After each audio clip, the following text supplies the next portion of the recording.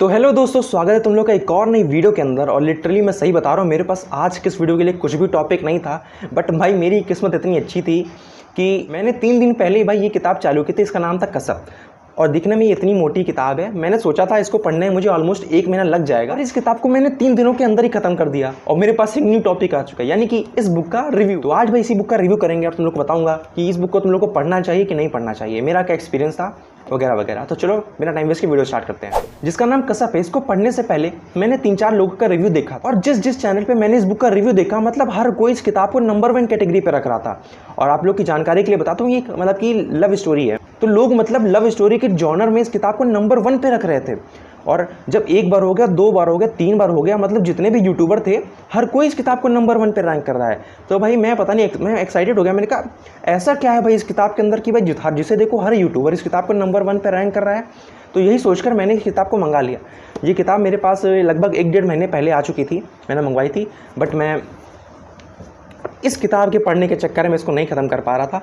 इस बुक का नाम था कितने पाकिस्तान, और इसका रिव्यू मैं कर चुका हूँ लास्ट वाले वीडियो में। अगर तुम लोगों ने नहीं देखा तो जाके देख सकते हो। तो इसी बुक को खत्म करने के चक्कर में ये किताब मैं पढ़ नहीं पा रहा था, और 2 महीने बाद मैंने किताब खत्म कर दी। जब तो मुझे मौका मिला इस किताब को पढ़ने का, और मुझे सोचा नहीं था कि इतनी जल्दी इसको ख़त्म कर पाऊंगा। देखने में काफ़ी मोटी है, बट मैं जब पढ़ने चला भाई इसको लिटरली मैं 3 दिनों के अंदर पूरी समेट दी, और बिल्कुल भी बोरियत फील नहीं हुई मुझे। तो सबसे पहले तुम लोग को मैं इस बुक के बारे में थोड़ा ओवरव्यू दे देता हूँ। तो बेसिकली एक लव स्टोरी है, और लव स्टोरी भी कुछ ऐसी वैसी नहीं, ये लव स्टोरी पहाड़ों वाले एरिया पे बेस्ड है। तो तुम लोगों को पहाड़ों के बारे में भी जानने को मिलेगा। और इसका शीर्षक है कसब। जब पहली बार मैंने इसका नाम सुना था तो मुझे भी अजीब लगा, बट तुम लोग जब किताब को पढ़ोगे तो तुम लोग को इसका टाइटल पता चल जाएगा, और तुम लोग भी इससे फैमिलियर हो जाओगे। मैं तुम लोग को अभी इस किताब का टाइटल का मतलब समझा के मैं तुम लोग को स्पॉइल नहीं करूँगा। अगर तुम लोग किताब पढ़ोगे और किताब पढ़ते पढ़ते इसका टाइटल जानोगे तो तुम लोग को ज़्यादा अच्छा लगेगा और तुम लोग को मज़ा भी आएगा।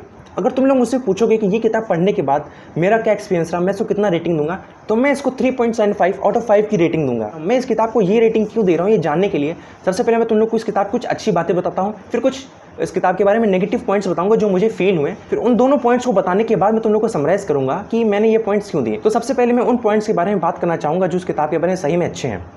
पहली चीज़ कि ये किताब एक पहाड़ी इलाके पे बेस्ड है, तो मतलब मुझे कुछ पहाड़ी इलाकों के बारे में पता चला। पहाड़ी कल्चर कैसा है, पहाड़ी लोगों के रीति रिवाज कैसे हैं, पहाड़ी लोग मतलब कैसे रहते हैं, तो उनके बारे में काफ़ी कुछ पता चला। और इसी की वजह से थोड़ा कहानी में कुछ नयापन सा लगता है। मतलब तुम लोग अगर जितनी भी लव स्टोरीज देखोगे वो कैसी होती हैं, एक लड़का गांव से आता है, एक लड़की शहर से आती है, तो वो मतलब एक नॉर्मल सेटिंग पे बेस्ड होती है। पर ये किताब एक पहाड़ी इलाकों पे बेस्ड है, तो थोड़ा नयापन सा लगता है कहानी को पढ़ते हुए। दूसरी अच्छी बात जो मुझे इस किताब की लगी कि ये बिल्कुल भी बोर नहीं करती है। तुम लोग इस बात से इसका अंदाजा लगा सकते हो, किताब मैंने 3 दिनों के अंदर पूरी की पूरी खत्म कर दी। देख लो कितनी मोटी सी किताब है, मतलब तुम्हारा खुद से मन होगा इस किताब को पढ़ने का। तुम लोग को अपने मन को मनाना नहीं पड़ेगा कि चलो यार किताब पढ़ना है, खुद से तुम्हारा मन होगा। तुम लोग मन होगा कि मैं चलो फ़ोन नहीं देखूंगा, आज मैं किताब पढ़ूंगा, तो ये फीलिंग पक्का आएगी तुम लोग को, ये मैं इसकी गारंटी देता हूँ। अब बात करते हैं इससे नेगेटिव पॉइंट्स की जो मुझे पसंद नहीं आया। इस किताब में सिर्फ एक ही नेगेटिव पॉइंट है, और वो बहुत बड़ा नेगेटिव पॉइंट है, जो है राइटर की कमेंट्री। भाई मतलब अच्छी खासी कहानी चल रही होगी, राइटर बीच में अपनी कमेंट्री करने लगता है। मुझे तो भाई ये बिल्कुल भी नहीं पसंद है। मतलब अच्छा खासा सीन सेट है, कैरेक्टर्स के बीच में डायलॉग चल रहा है, और एकदम से भाई हमारे नैरेटर साहब की एंट्री हो जाती है, और वो भाई अपनी ही दुनिया में चले आते हैं लेके, मतलब पूरा डिस्कनेक्ट करवा देते हैं। तो मुझे ये चीज़ बिल्कुल ही पसंद नहीं आई। और ये चीज़ मतलब 1 बार नहीं 2 बार नहीं बहुत जगह हुई है, मतलब बहुत हैविली, मतलब कह सकते हो 40% ऑफ द किताब के जो पन्ने हैं वो इनकी राइटर की कमेंट्री पे ही बेस्ड हैं। ये किताब ये चीज़ मुझे बिल्कुल भी पसंद नहीं आई। मुझे तो ये लगता है कि अगर राइटर को ज्ञान देने का मन है तो या तो किताब की स्टार्टिंग में दे दो, या तो किताब की आखिरी में कंक्लूजन के टाइम पे जो भी तुमको ज्ञान देना हो दे दो। मतलब कहानी के बीच में आके भाई डिस्टर्ब मत करो, कहानी का फ्लो मत तोड़ो। और इसी वजह से मैंने इस किताब को 5 आउट ऑफ 5 रेटिंग नहीं दी थी, क्योंकि ये चीज़ बहुत ज़्यादा डिस्टर्ब करती है। एक पॉइंट के बाद भाई इरिटेट करने लगता है कि इतना मत करो भाई। और अगर तुमको कमेंट्री करनी ही है तो मतलब एक लिमिट में करो ना, मतलब ठीक है आधा एक पैराग्राफ में कर दो कमेंट्री, बट भाई 3-3 4-4 पन्ने की वो कमेंट्री कर रहा है, मतलब सीन से पूरा डिस्ट्रैक्ट कर देता है, और फिर समझ नहीं आता कहाँ से शुरू हुई थी कहाँ पे ख़त्म था, और उसी में बहुत सी चीज़ें छूट जाती हैं भाई। कमेंट्री भी कुछ ऐसे अंदाज में की है बिल्कुल भी इंटरेस्टिंग नहीं है, तुम लोग को वो कमेंट्री पढ़ने का बिल्कुल मन ही नहीं करेगा। ऐसा लगेगा कि क्यों पढ़ रहा है भाई, क्यों दिया है तूने भाई पन्ने भरने के लिए, मतलब किताब का साइज़ बड़ा करने के लिए दिया है क्या? तो यही चीज़ है, और ये बहुत ही हाईली नेगेटिव पॉइंट है भाई। अगर ये चीज़ इसमें ना होती तो मैं किताब को डेफिनेटली भाई 4.75 आउट ऑफ 5 नंबर देता। तो इस किताब का मैंने 1 नंबर इसलिए काटा है क्योंकि राइटर ने कमेंट्री की, और 0.25 मार्क्स मैंने काटे हैं क्योंकि स्टोरी थोड़ी सी नॉर्मल थी। मतलब ऐसा भी कुछ नहीं था स्टोरी में कि कुछ बहुत ही ज़्यादा नया देखने को मिल जाएगा। टिपिकल लव स्टोरी है विद थोड़ा बहुत ट्विस्ट एंड टर्न्स जो कहानी को बांध के रखती है, यही बहुत अच्छी खासियत है इस किताब की। अब थोड़ा वीडियो को कंक्लूड करने की तरफ बढ़ते हैं। तो क्या ये किताब तुम लोग को पढ़नी चाहिए? भाई डेफिनेटली पढ़नी चाहिए। इस किताब को पढ़ने के बाद तुम लोग को कोई भी रिग्रेट नहीं होगा और बिल्कुल तुम्हारा समय भी नहीं खाएगी। मैंने किताब 3 दिन में खत्म कर दी थी, हो सकता तुम 4 दिन में खत्म कर दो, 5 दिन में खत्म कर दो, इससे ज़्यादा टाइम नहीं लगेगा इस किताब को। तुम लोग इस किताब को 1 हफ्ते के अंदर ही खत्म कर दोगे, ये मेरी गारंटी है। बट इस किताब को जो नंबर 1 का टैग मिला हुआ है, मैं उससे डिसएग्री करता हूँ। मेरे लिए किताब नंबर 1 पे बिल्कुल नहीं थी।